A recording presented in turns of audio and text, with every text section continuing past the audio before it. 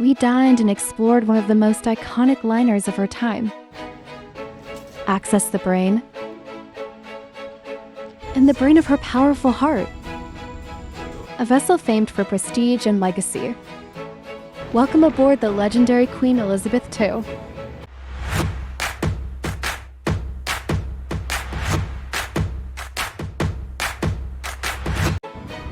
Arrival at Queen Elizabeth II Hotel location.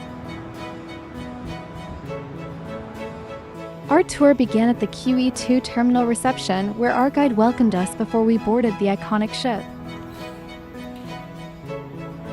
The terminal itself already gave a glimpse of the ship's legacy, showcasing a few original items from the QE2 like vintage furnishings, maritime memorabilia, and even books and pieces from the ship's original library. We wanted to visit the Q2 kind of like a warm-up for our future cruise.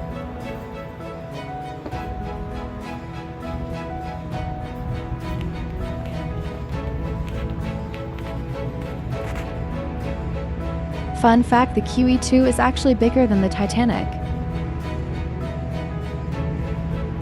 It's longer and heavier, thanks to the more advanced shipbuilding of its time. While the Titanic was about 882 feet long, the QE2 stretches out to around 963 feet. QE2 is a retired British ocean liner reopened in Dubai as a floating hotel on the 18th of April 2018 following an extensive refurbishment. As we entered, there is a vintage Chevrolet parked on board, displayed inside the ship's former cargo hatch.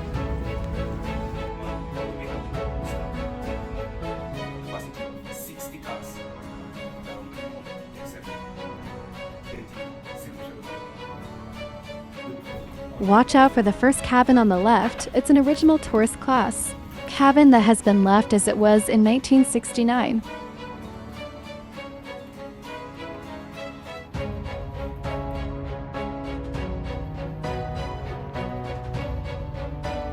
In 2007, Dubai World, through its subsidiary Istithmar World, purchased the QE2 from Cunard Line in a private deal worth around $100 million US.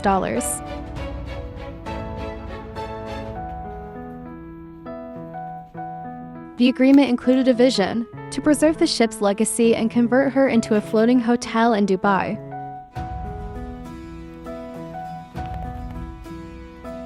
After her retirement from service, the QE2 was brought here by See a New Chapter for one of the world's most iconic liners.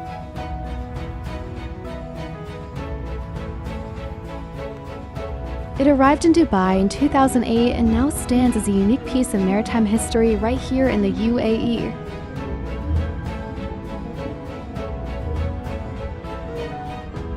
It was welcomed with a spectacular celebration.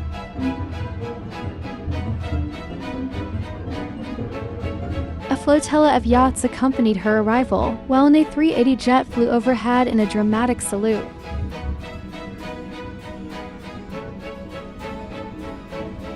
Crowds gathered at the port to witness the historic moment, marking the beginning of her new life as a floating hotel in the city.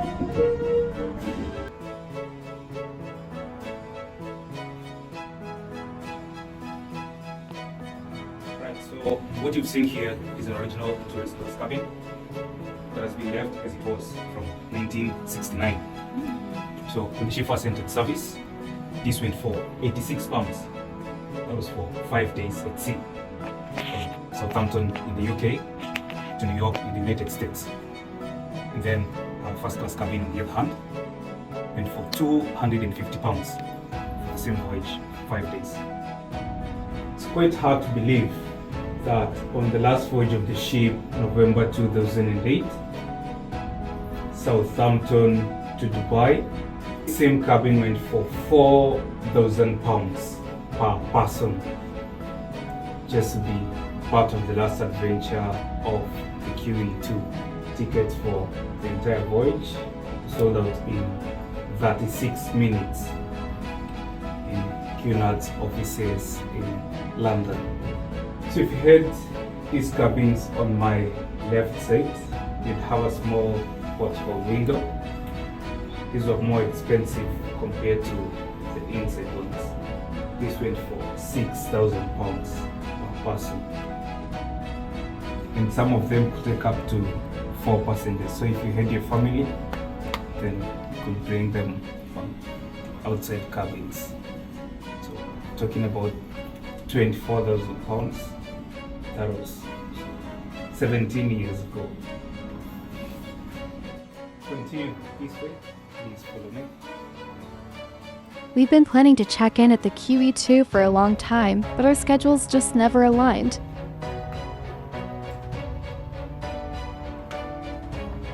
Finally, a tour happened, and even better, a dear friend of ours joined us for the weekend activities.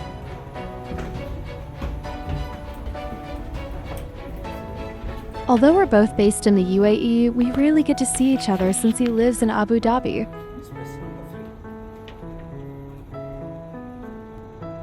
To make the most of his visit to Dubai, I decided not to book an overnight stay on the QE2. Instead, I opted for the dine and tour package so we could explore more places together.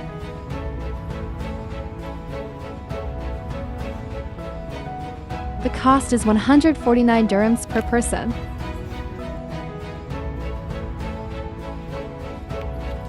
In fact, my QE2 booking was very last minute.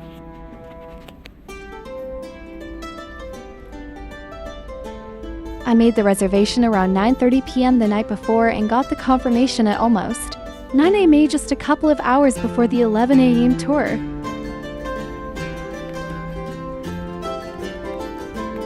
We're now on the 3rd floor for a presentation about this legendary ship.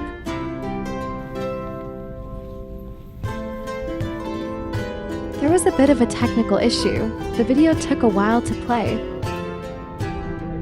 The presentation included a brief overview of the ship's launch back in 1967, when it was officially named by Queen Elizabeth II herself. I name this ship Queen Elizabeth II. May God bless her and all who sail in her. Interestingly, it wasn't originally meant to be called Queen Elizabeth II. The videos weren't playing properly. The guide eventually decided to cut the viewing short. QE2 was a trailblazer in modern cruising. As one of the first ocean liners to shift from transatlantic service to luxury leisure travel.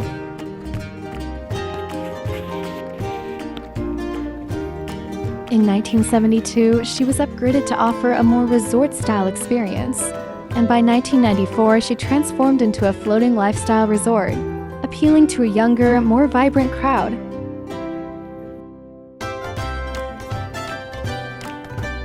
Our curiosity awakened after the guide mentioned prominent figures like Queen Elizabeth II. Nelson Mandela and Princess Diana had once dined at the restaurant on the left.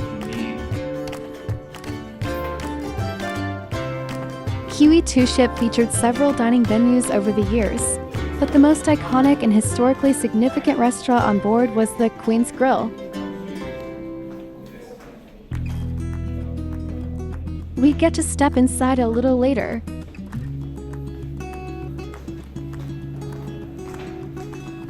The QE2 is a pioneer in shipbuilding technology. She was ahead of her time, blending durability, speed, and innovation. In 1983, she showcased modern engineering once again with the addition of a sliding magrodome over the pool and launched the Concorde cruise, offering the most luxurious and fastest travel experience of the time. By 1987, a $100 million refit replaced her steam turbines with a modern diesel-electric engine, marking one of maritime history's most significant upgrades.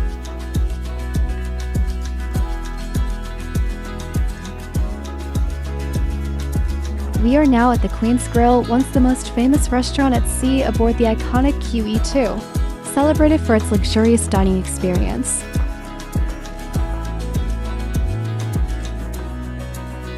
From the windows, you can clearly see the bow of the ship, so it's no surprise that the most iconic restaurant at sea was placed right here, at the front of the QE2.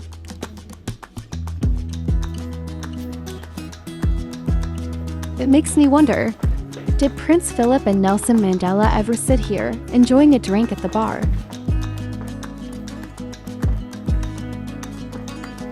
What kind of conversations might they have shared?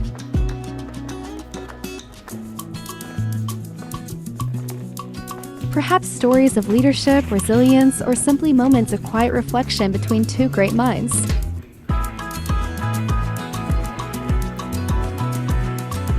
This was the most exclusive dining room, reserved for first-class passengers and VIPs including royalty and celebrities like Queen Elizabeth II, Nelson Mandela, and Princess Diana.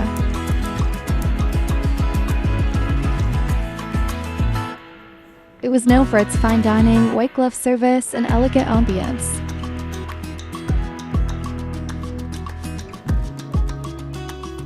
It's a compact spot, making every gathering feel close-knit and special.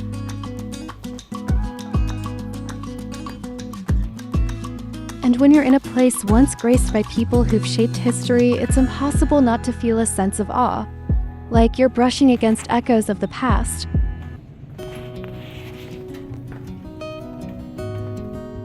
If only these walls could speak, what would they tell us about the moments shared by legends like Princess Diana, Queen Elizabeth, and Mandela?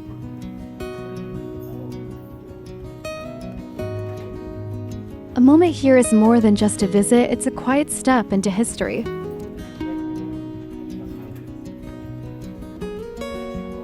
Today, Queen's Grill continues its legacy by offering a regal afternoon tea on weekends and a classic Sunday roast lunch, blending timeless British tradition with modern elegance.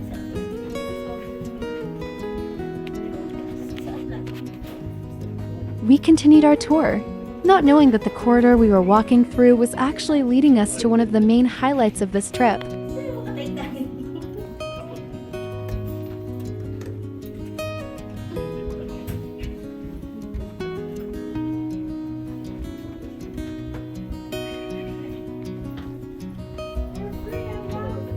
In 1995, the QE2 cruise ship encountered a massive rogue wave about 29 meters high in the North Atlantic during Hurricane Lois.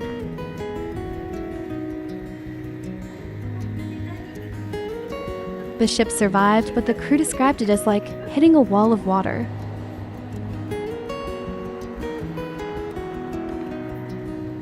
This incident became one of the most well-documented modern encounters with a rogue wave, and confirmed that such waves were real. Before that, many scientists thought they were more like sailors' myths. There was also an incident in September 1988 while sailing in the North Atlantic. The QE2 also encountered a huge wave, estimated at around 27 to 30 meters, 88 to 100 feet. Well now, in my 38 years at sea, one of the things I learned was never to be confident about the sea, because if you are, it will come round and hit you in the back of the head. Today, regretfully, I was a bit confident. This 1988 event is sometimes referred to as the first major, documented rogue wave encounter by a passenger ship. Well, last night, now this, of course, was very bad. Once a survivor of a towering rogue wave in the Atlantic, the legendary QE2 now stands proudly in Dubai as a floating hotel.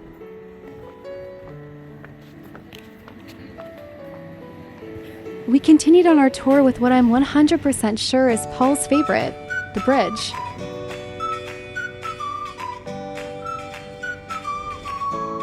Standing at the very heart of command, this is where the captain and crew once steered the ship through calm waters and even the fiercest storms. The most obvious place to begin exploring the ship is here on the bridge or wheelhouse. This is the nerve center or brain of a big ship. Because the captain is responsible for every phase of the ship's operation, it isn't possible for him to spend all his time on the bridge. He has to rely on a staff of men to run her. The radar here, which takes the place of the traditional lookout in most ships. We have 3 of them altogether. We have also a radio telephone here, which is for use contacting other ships at sea. And then other things which we have are the telegraphs, of course, which is the means of communicating the captain's engine movements down to the engine room itself. One for the port side and one for the starboard.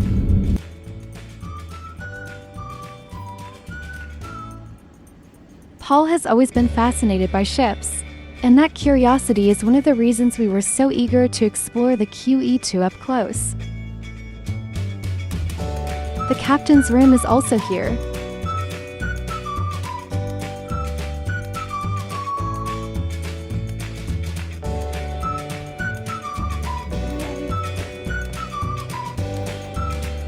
Opposite it is the chart room, where maps and navigational plans were carefully studied to guide the ship across the seas.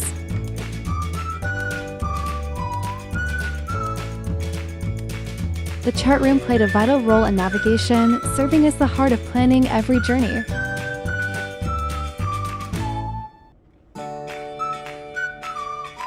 Here, charts and maps were laid out, routes were carefully plotted, and the course of the QE2 was decided long before the ship set sail.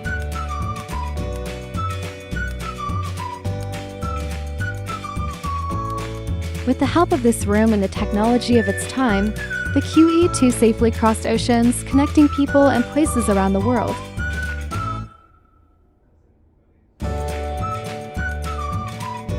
The charts in the QE2's chart room were provided by the British Admiralty Hydrographic Office, the official source of accurate nautical maps that guided ships safely across the world's oceans.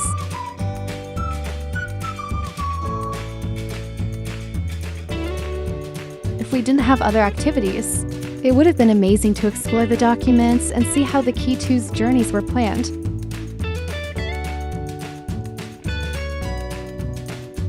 This is definitely one of the highlights of the tour. We wouldn't have been able to access the bridge if we had only booked a stay.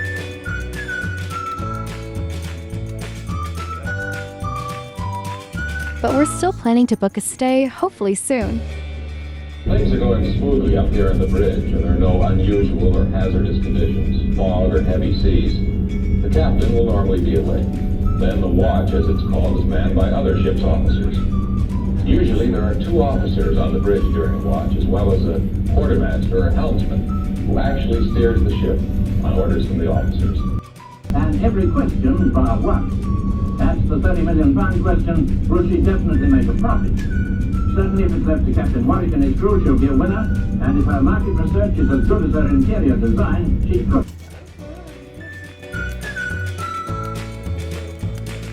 Time to say goodbye to the QE2's bridge and keep exploring all the other corners of this amazing ship.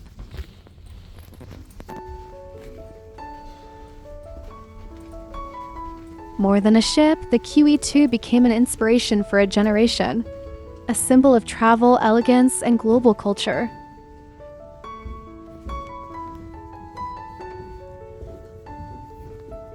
Her graceful design, celebrity guests, and world cruises captured hearts worldwide, inspiring books, documentaries, and even the future of shipbuilding.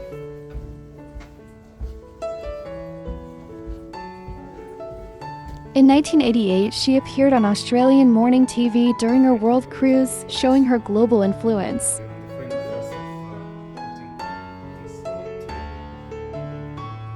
By 1992, the QE2 made a rare, high-profile stop at Martha's Vineyard, proving her status as a true cultural ambassador.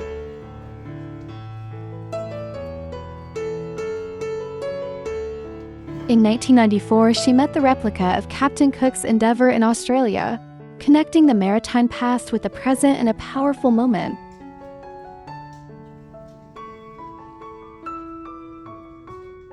The QE2's legacy lives on as an inspiration for generations to come.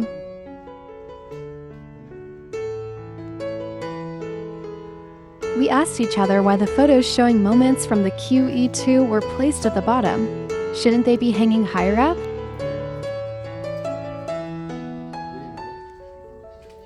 Turns out the answer was at the end. They're still in the process of hanging up the photos.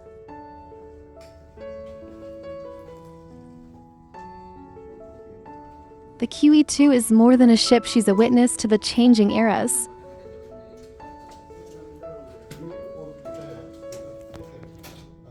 From the vibrant swinging 60s to the digital 2000s, the QE2 mirrored a world in flux.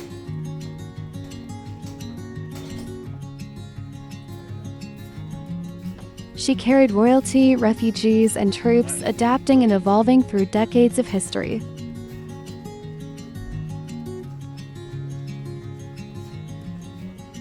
she wasn't just a ship. She lived through wars, royal visits, global crises, and shifting passenger trends.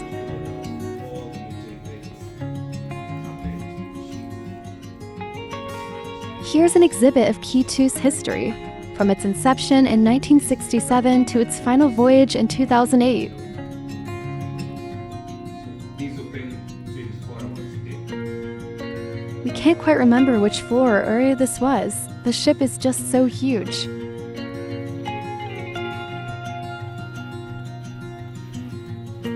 Even the QE2 wasn't spared from a bomb threat.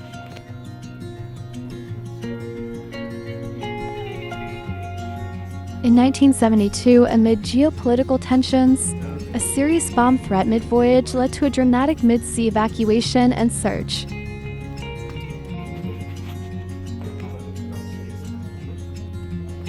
A decade later, in 1982, the QE2 was swiftly transformed into a troop ship, transporting over 3,000 soldiers during the Falklands War. Her heroic return to the UK was marked by a royal visit from Queen Elizabeth II, symbolizing national pride. This carpet is actually one of the original pieces that has been preserved.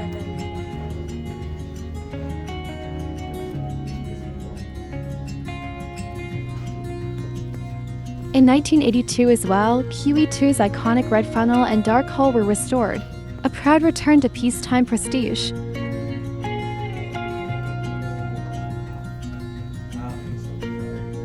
In 1985, she sailed past the Statue of Liberty during its centennial, a meeting of two global icons of freedom.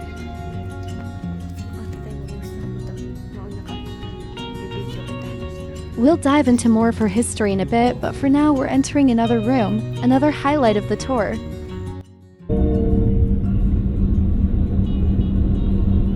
If the bridge could be considered the brain of a great ship, this room might be considered her heart.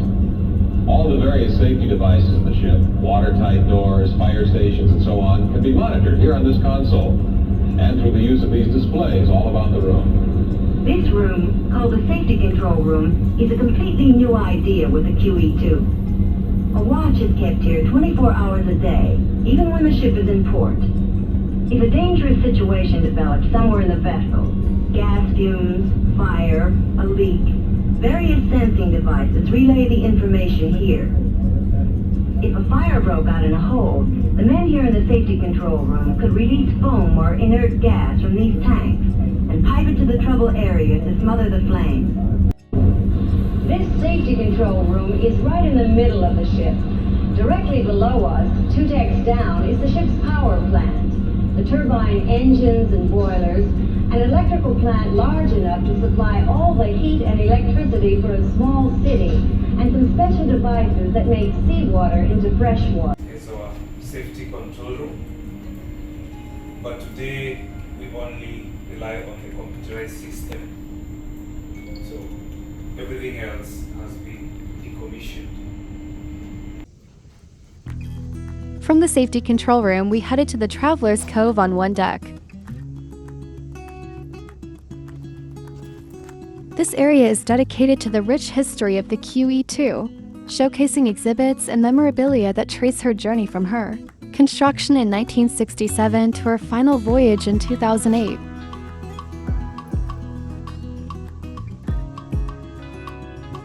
It's open daily from 10 in the morning until 10 at night, with free admission for visitors.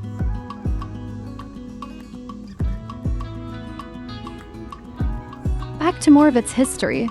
Its 1986 lighting upgrades gave her a stunning new nighttime presence in ports worldwide.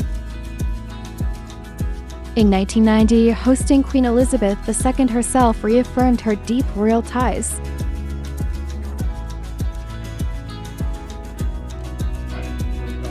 QE2 carries the number 2 instead of the Roman numeral 2 because it was named after the first Queen Elizabeth ship, not directly after the Queen herself.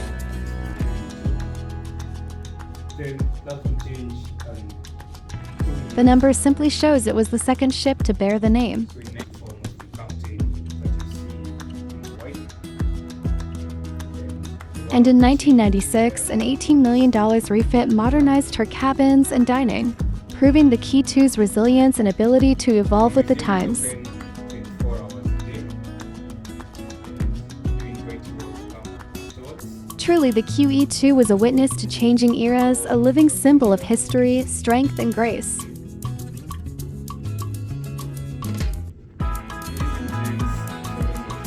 This marked the last stop of our guided tour.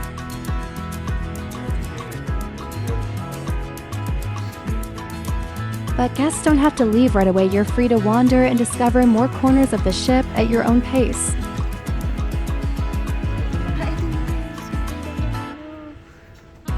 As for us, we chose the dine and tour package, so our journey continues with a delightful culinary experience on board.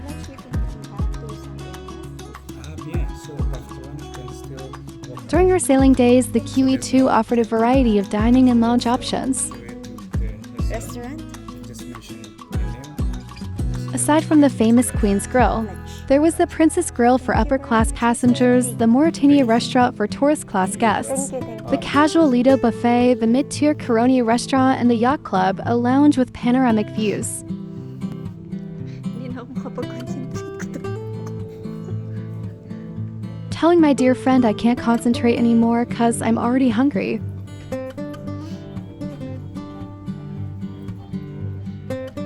Ako gusto ko talaga Today, some of these classic dinings remain, Queen's Grill and the Lido restaurant, while other spaces have been transformed into the Chart Room, the Golden Lion, and the Q Cafe. Gusto ko talaga Atlantic. The Golden Lion is Dubai's oldest pub, while the Chart Room acts as a time capsule of maritime heritage, preserving its original nautical interiors and the iconic glass route map that once guided legendary voyages.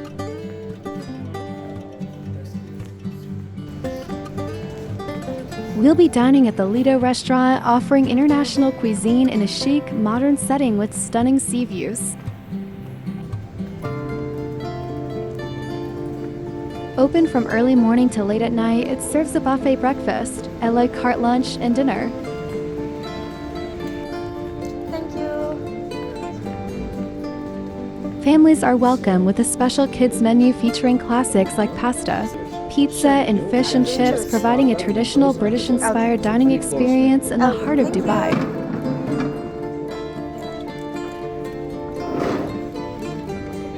The Dine and Tour package includes a 3-course menu starter, main, and dessert. Order ka ng drinks. Water is complimentary, and we only paid for any additional drinks. Starter, Caesar salad. First na option. Nasaan ang ano? Finally, our dear friend made an appearance in our vlog.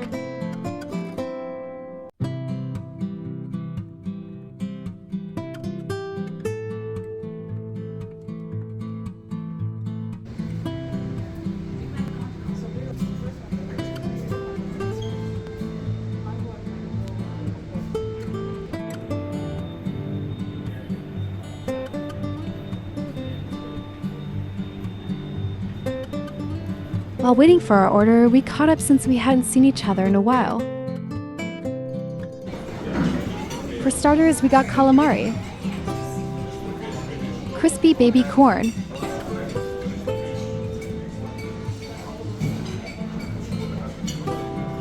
and Caesar salad.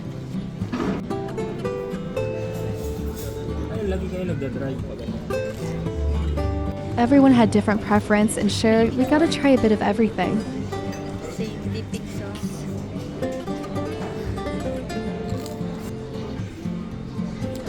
Nag-enjoy ka, ha? Our dear friend enjoyed it, and I was glad to see that our tour gave him a sneak peek of something connected to his future plans. I-research. For our main dishes, we went with sweet and sour tofu, pasta, and the grilled fish of the day. For dessert, we went with 3 desserts on the menu: chocolate marquise, pineapple upside-down cake, and sorbet. The aftermath shows we all really liked the desserts. The other dishes were just fine.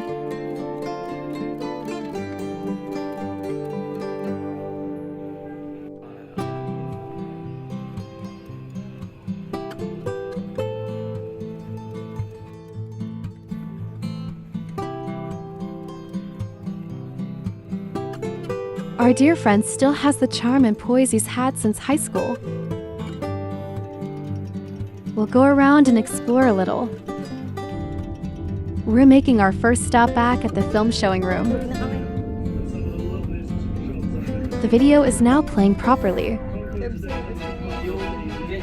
Another iconic moment in history of QE2 is a sailing majestically at sea, escorted by the supersonic Concorde and the precision of the RAF red arrows.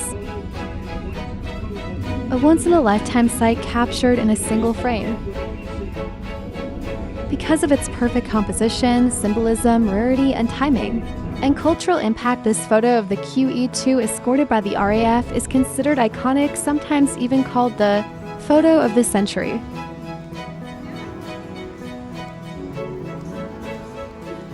Watching the entire documentary would take more than an hour.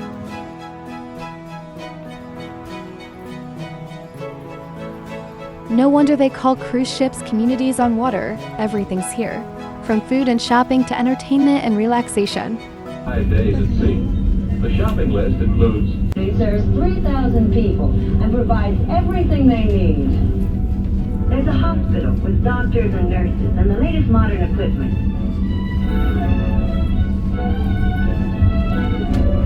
There's a clothing shop. And a gift shop. Restaurant. An ordinary coffee shop like the kind you find in any American town. A daily newspaper with the latest developments from all over the world.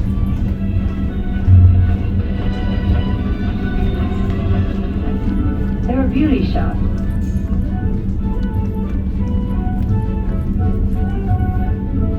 This one. A bank just like the one around the corner, although the money might look a little strange to us. If you wish, you can attend church on Sunday.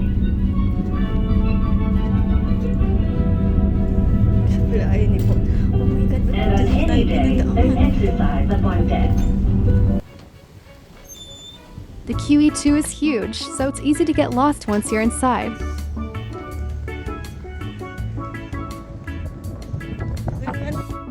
Stepping out onto the deck of the Queen Elizabeth II, we're surrounded by the bustling Port Rashid area.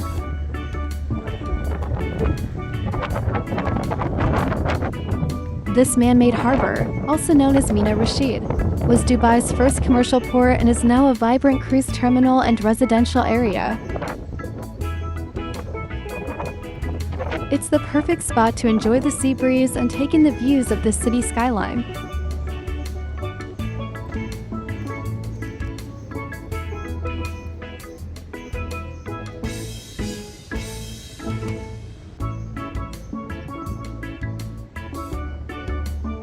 Just beyond the harbor, the waters of the Arabian Gulf stretch out, offering a peaceful backdrop to the bustling city.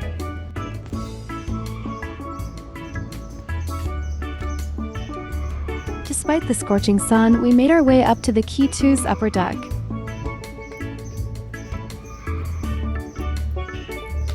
The heat was intense, but the ocean view, panoramic sights on this side.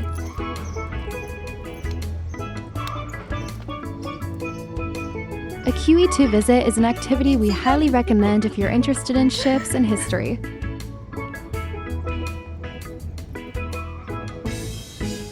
During summer, an afternoon tour is perfect. You can even catch a beautiful sunset.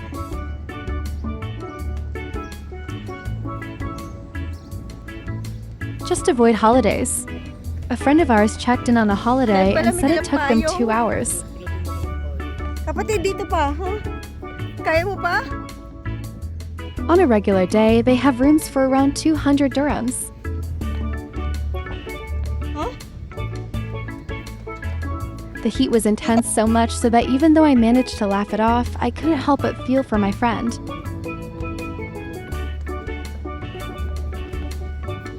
He definitely didn't sign up for this scorching adventure.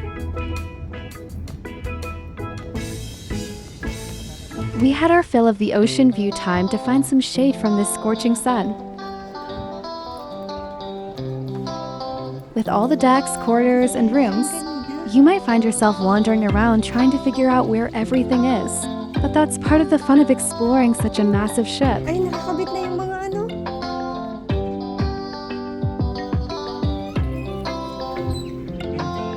Picture. Some relief Yung this kinukwestiyon side's out of the yan, bakit sun. nasa baba? Ito pala yung pinahirapan pa kita. Sorry naman kapatid. Yun lang. Mamimili ka. Init or view. Balik tayo, no? Ito. On this side, you can see the city view with guests coming in to check in.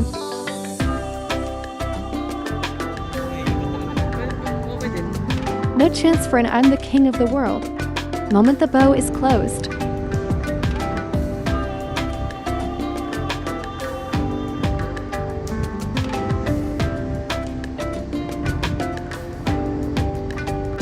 Time to trace the way out of the ship. Pinabitan nyo yung pictures. Ayan. The picture frames that were on the floor earlier are now hung up.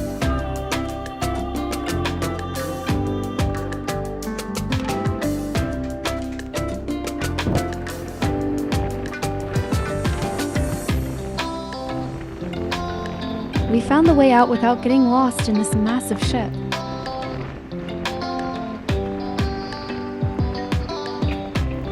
The ship retired in 2008 after 39 years of service.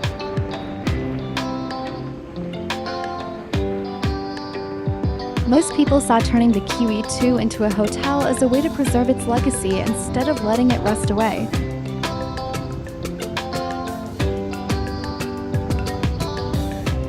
Some enthusiasts and former passengers felt nostalgic or sad, wishing it could have remained a functioning ocean liner.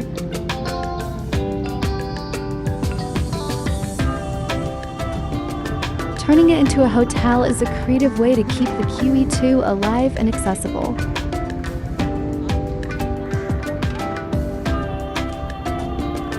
Not all iconic ships were as lucky.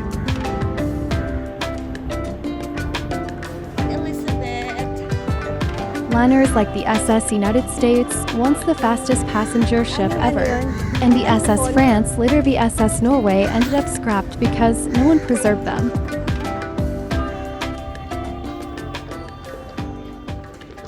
Did we enjoy our time? Yes. Do we want to come back? Washroom. Hindi kayo mag-wash up. Definitely, we feel like there's still so much more to discover on the QE2.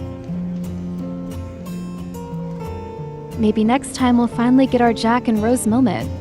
Or at least try. Please don't forget to subscribe and hit bell button to Paul Tonet for more videos.